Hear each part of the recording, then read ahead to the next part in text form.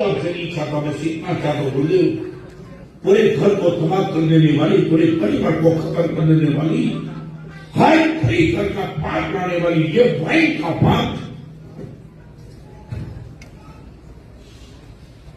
याद रहेगा। गुरुदेव भगवान महावीर के जन्म करने निमित्त तक हम एक संत के सामने उपस्थित थे।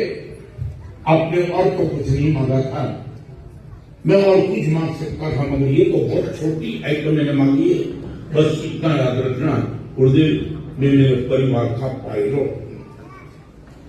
यदि एयर पायलट पी नहीं सकता तो मैं भी तो नहीं पी सकता हूं। आप सबके उनसे यम जदेश जो भी ऊपर की है सब बहुत काम जाएगा।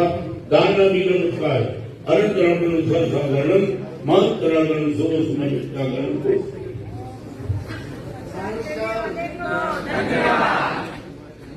इसमें